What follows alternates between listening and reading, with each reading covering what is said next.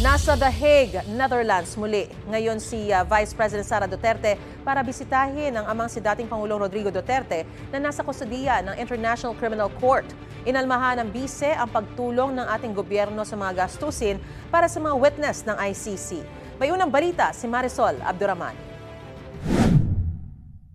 Una, sinasabi nila walang ebidensya pero meron sila ngayong witnesses na kaya naman nila pala bayaran yung pagbabiyahe. Ito ang reaksyon ni Vice President Sara Duterte sa pagtulong ng gobyerno sa gastusin ng mga saksing haharap sa International Criminal Court laban sa amang si dating Pangulong Rodrigo Duterte.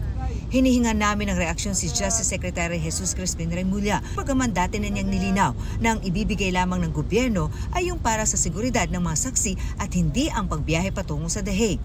Tinanong din ng bise hinggil sa sinabi ni Remulla tungkol sa mga ebidensya laban sa dating Pangulo. Kaya nga umabot sa ICC ito Kasi dito, binura na lahat ng pwedeng burahin para hindi matuloy ang mga kaso. Ang komento dito ng bise. Gawa-gawa talaga na ebidensya. At yung ibang ebidensya nila, meron din tayong ebidensya na kinuha yon by force or intimidation or harassment of individuals.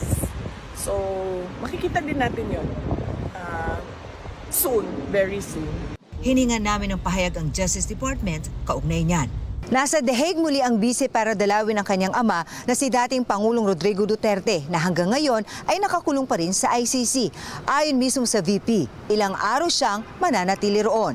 Si PRD, ipa-expound kung ano yung skin and bones, payat siya at sobrang payat niya na hindi niyo pa siya nakita na ganito kapayat. Siguro nakita ko siyang ganito kapayat nung binata pa siya and sa photo. Hinggil naman sa sinabi ni Pangulong Bongbong Marcos na tigilan na ang pamumulitika, sabi ng bise. Siguro tumingin siya sa salamin, no? Pag sinasabi niya yung stop na ang pamumulitika kasi sila yung namumulitika. Ang ginagawa lang namin lahat ay sumasagot kami, di ba? Wala naman kaming ginagawang atake. Ang sa amin lahat ay sagot at depensa. So, sila ang tumigil. Muling iginiit ng Malacanang na wala silang kinalaman sa impeachment case laban sa bise. Tugon naman ang palasyo sa balak ng defense team ng dating Pangulo na isumiti sa ICC ang report ng Senate Committee on Foreign Relations na nalabag umano ang karapatan ng dating Pangulo nang siya ay arestuhin. Baka maging negatibo pa po sa kanila.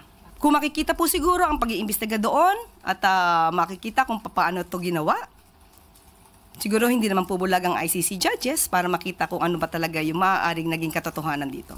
Ito ang unang balita. Marisol Abduraman para sa GMA Integrated News.